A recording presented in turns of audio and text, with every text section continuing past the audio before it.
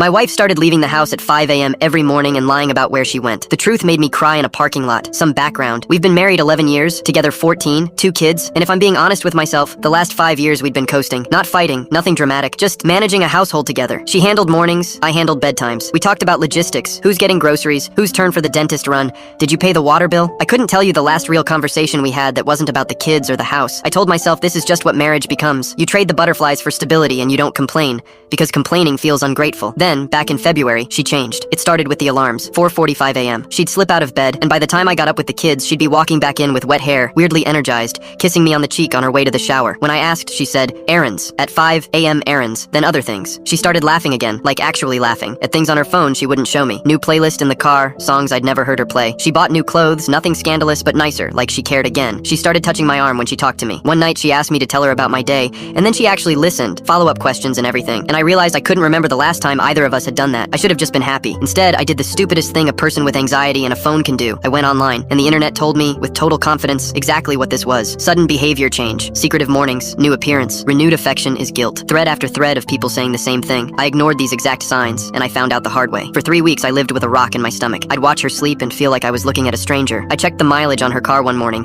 hating myself the entire time. 14 miles round trip every day. 14 miles to where? The morning I broke, I didn't plan it. She left at 4:50, and I just followed her. Left the kids with my mother-in-law, who was staying with us that week, made up something about an early meeting, and tailed my own wife through empty streets feeling like the worst person alive. She pulled into a community center parking lot, and I sat there in my car, heart slamming, watching her walk in carrying a duffel bag, and I thought, this is it. This is where I find out. I went in. It was a pool. A public lap pool. Half lit, mostly empty. And there was my wife, standing in the shallow end in a swim cap next to an instructor, holding onto the wall, kicking, badly, like a beginner, because she was a beginner. Here's what I didn't know about the woman I'd been married to for 11 years. She couldn't swim. She'd hidden it our entire relationship. Every beach trip where she preferred to tan. Every hotel pool where she sat on the edge. Last summer, our youngest had slipped in a friend's pool. Just for a second, someone grabbed him instantly, and I remembered her face that day, how she'd gone gray and quiet for the whole drive home. She saw me standing there by the bleachers and froze. Then she got out, dripping, and told me everything in a rush before I could say a word. That day at the pool, she'd stood there frozen while our son went under, unable to do anything, and it had haunted her for months. She'd found a woman online who taught adult non-swimmers at dawn, before work, before anyone she knew could see her. She was embarrassed, 40 years old and learning to float. She didn't tell me because saying it out loud meant admitting that if I hadn't been 3 feet from our son that day,